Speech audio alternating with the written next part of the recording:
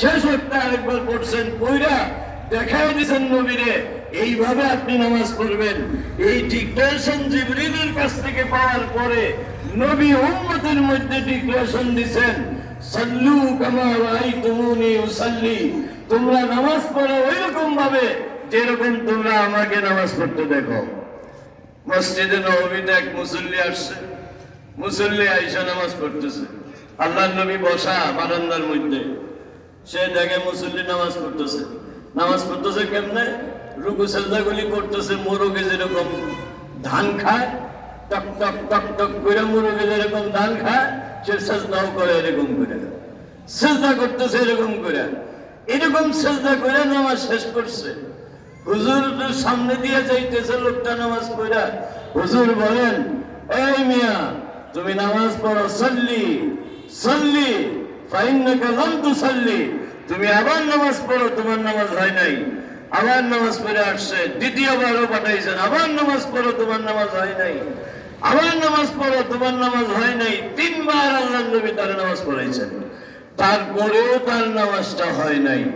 এইভাবে আমরা বাংলাদেশের ভিতরে আমার মতো এরকম বহু বয়স্ক মানুষ আছে যারা নামাজটা শিক্ষাগত ভাবে নামাজটা শুদ্ধ করে পড়তে পারে না, কেরাতটা শুদ্ধ করে পড়তে পারে না, রুকুর সাইজটা সুন্নাত মোতাবেক করতে পারে না, সিজদার সাইজ সুন্নাত মোতাবেক করতে পারে না। এই সব রয়ে গেছে। এইগুলি আসবে কেমনে? ভাইরা আমার, একটু মেহনত তো করা লাগবে, একটু মেহনত তো করা লাগবে। আপনি যদি আজ থেকে শুরু করেন শিক্ষা, আর কবরে যাওয়ার আগ পর্যন্ত যদি শিখতেই থাকেন, ইনশাআল্লাহ আপনি যদি মারা যান, কাল কিয়ামতের ময়দানে আল্লাহ পাক আলেম উলামাদের সাথে আপনাকে হাজির তোলা হবে, আলেম উলামাদের সাথে তোলা হবে, যদি আমরা এই চেষ্টা সবসময় করে যাই। যাই হোক, আল্লামা থানভী রহমতুল্লাহ আলাইহি তিনি একটা ছোট্ট ঘটনা লিখছেন। ঘটনাটা হলো এই যে এক বাবার 5 সন্তান ছেলে, 5টা সন্তান ছেলে। এই সন্তান 5টা একত্রিত হয়েছে একবার, কিসের জন্য? বাবার সম্পদ বাবা থাকতে তাদের নিজেদের মধ্যে বন্টন করার জন্য। বাবার সম্পদ নিজেদের মধ্যে বন্টন করার জন্য তারা একসাথে বসছে। বসার পরে ছোট্ট ভাইটা যে আছে, সবার ছোট, এই ছোট ভাইটা বড় 4 ভাইরে কইতেছে, ভাইরা আমার, তোমরা 4 জনে আমার বাবার সম্পদ ভাগ করে নাও, আমার সম্পদ লাগবে না, আমাকে আমার মা আর আব্বারে আমার ভাগে ভাগাইয়া দাও।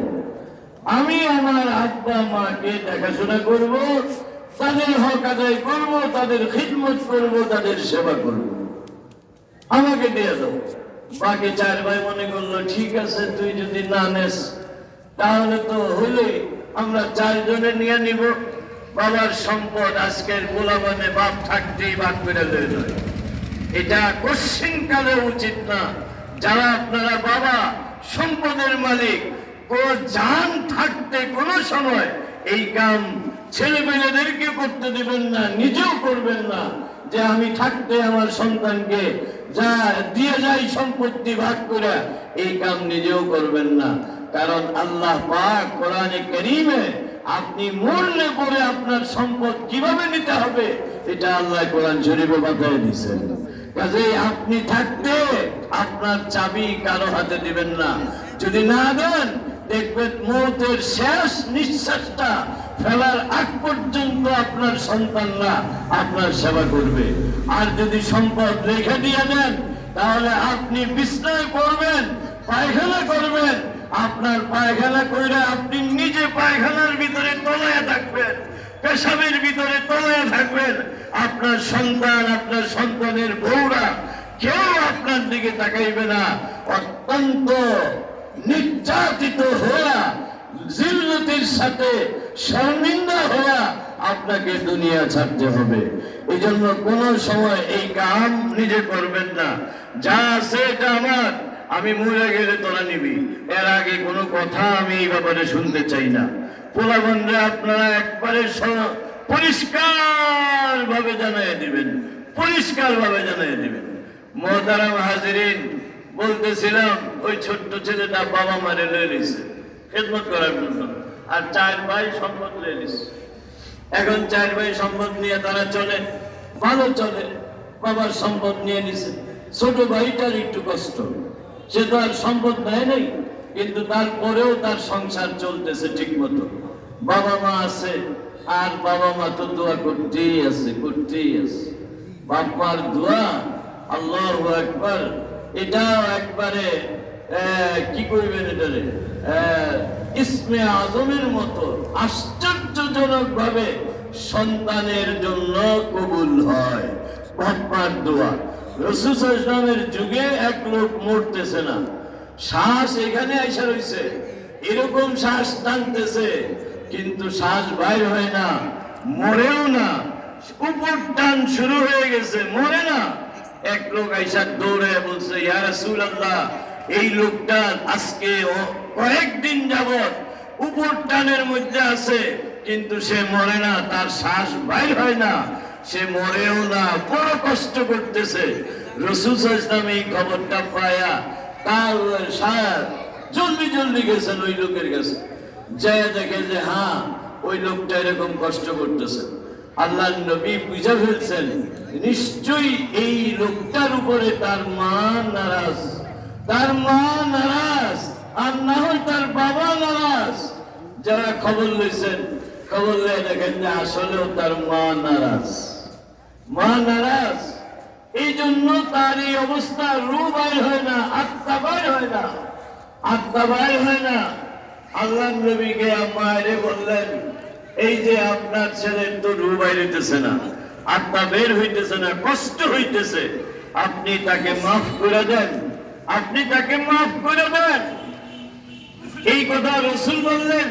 মায় কয়, হুজুর, এ আমারে অনেক কষ্ট দিছে, এরে আমি মাফ করব না, এরে আমি মাফ করব না, বড়ই কষ্ট দিছে আমাকে মাফ করব না। তখন হুজুর বলে, নাই তোমরা এক কাজ করো, ওই বাইরে আগুন ধরাও, একটা গর্ত করো, গর্ত করে লাকড়ি ফালাও, লাকড়ি ফালায় ওইখানে আগুন ধরাও, আগুন প্রজ্বলিত হয়ে গেলে ওরে নিয়ে আগুনের মধ্যে ফেলে দাও, আমরা জ্বালায় ফেলবো তারে। যেই কইছে জ্বালায় ফেলবে ছেলেকে, মা তো মাই ভাই, মা তো মাই। মা কেমন হয়? যে আল্লাহর নবী কইছেন জ্বালায় ফেলবে, অমনি মায় কয়, হুজুর আমার ছেলেরে জ্বালায়েন না, আমার ছেলেরে আগুনে জ্বালায়েন না, যান আমি মাফ করে দিলাম। যেই কইছে মাফ করে দিলাম, অমনি এই ছেলে মারা গেছে। এটা নগদ শাস্তি দুনিয়ার ভিতরে, বাপ মারে কষ্ট দেওয়ার নগদ শাস্তি এটা। এইরকম অবস্থা তো বলতেছিলাম, হযরত আশরাফ আলী থানভী রহমতুল্লাহ আলাইহি এই ছেলে বাবা মাকে লইছে। এখন প্রত্যেক দিন বাবা মা ওই ছেলের জন্য দোয়া করেন, দোয়া করেন, দোয়া করেন। কিছুদিন গেল, যাওয়ার পরে আব্বা মারা গেলেন। আব্বা মারা যাওয়ার পরে মাও মারা গেলেন। ওই বেচারার সংসার অনেক কষ্টের ভিতর দিয়েই চলে। একদিন রাত্রিকালীন সময়ে ঘুমের ভিতরে স্বপ্ন দেখে, ঘুমের মধ্যে একটা লোক বলতেছে, ও মিয়া, তোমার জন্য অমুক জায়গায় 10টা স্বর্ণ মুদ্রা রাখা আছে, ওই স্বর্ণ মুদ্রাগুলি নিয়ে আসো, ওই স্বর্ণ মুদ্রাগুলি নিয়ে আসো। তখন ওই ছেলেটা জিজ্ঞাসা করলো, ভাই ওই স্বর্ণ মুদ্রার মধ্যে বরকত আসেনি? বলে যে না, 10 মুদ্রার মধ্যে বরকত নাই। বলে যেই মুদ্রা বরকত নাই, এই মুদ্রা আমার কোনো দরকার নাই, আমার কোনো দরকার নাই। পরের দিন আবার স্বপ্ন দেখে ওই লোকটাই বলতেছে, অমুক জায়গায় 5টা দিরহাম, 5টা স্বর্ণ মুদ্রা তোমার জন্য রাখা আছে, যাও নিয়ে আসো। উনি বলেন, বলো পাঁচটার মধ্যে বরকত আসেনি? বলে বরকত নাই। বলে যার মধ্যে বরকত নাই সে মুদ্রা আমার দরকার নাই। এরপরের দিন আবার ওই লোকটা স্বপ্নে বলে, অমুক জায়গায় একটা মুদ্রা রাখা আছে, স্বর্ণ মুদ্রা, যায় নিয়ে আসো। ছেলেটা জিজ্ঞেস করে, বরকত আসেনি? বলে যে হ্যাঁ, এই এক মুদ্রার ভিতরে আল্লাহ বরকত রাখছেন। ওই ছেলেটা ওখানে গেছে, যায়া ওই মুদ্রাটা পাইছে। পায়া এখন মনে মনে ভাবতেছে, অনেকদিন যাবত হলো ভালো ভালো খাবার আমরা খাইতে পারি না, আমার ছেলে মেয়েগুলা ভালো খানা খাইতে পারে না, বিবি ভালো খানা খাইতে পারে না। আজকে এই মুদ্রাটা ভাঙ্গাইব, ভাঙ্গায়া ভালো বাজার করব, বাড়িতে নিয়ে দিব, সবাই ভালো মন্দ আজকে খাবো। মুদ্রা যেই ব্যক্তি পাইল, ওই ব্যক্তি বাজারে গিয়ে একটা বড় মাছ কিনলো। মাছটা কিনা সওদাপাতি করে বাড়িতে গেল। বাড়িতে যাইয়া বিবির সামনে মাছটা ফেললো, ফেলে বলে, বিবি গো, এই মাছটা কাটো, এই মাছটা কেটে রান্না করো, আমরা সকলে মিলে আজকে পেট ভর্তি করে খাবো। কাটো এটাকে। মাছটা কাটছে, কাল্লাটা আলগা করে ফেলছে। আলগা করার পর দেখা যায় পেটটা বড়। পেটের ভিতরে হাত ঢুকাইছে, মাছের পেটের মধ্যে মুক্তা পেয়ে গেছে। মুক্তা পেয়ে গেছে। মুক্তা পাইছে, এমন দামি মুক্তা, কিতাবের মধ্যে লেখছে যে যেই ছেলেটা পাইছে এই ছেলের জীবন গেছে, এবং এই ছেলের সন্তানাদি, এই সন্তানাদিরাও লালিত পালিত হয়েছে এই মুক্তার দ্বারায়। আল্লাহ পাক এত বরকত দিয়েছেন মায়ের কারণে। এজন্য ভাই, কোন সময় মা বাবার সাথে বেয়াদবি করতে নাই, মা বাবার হক নষ্ট করতে নাই, মা বাবাকে সেবা করা চাই। মা বাবার সেবা করেন। একবার বাবারে গিয়ে কোন, বাবা গো, মাথার টুপিটা সরান, আমি আপনার মাথার মধ্যে একটু তেল দিয়ে দেই।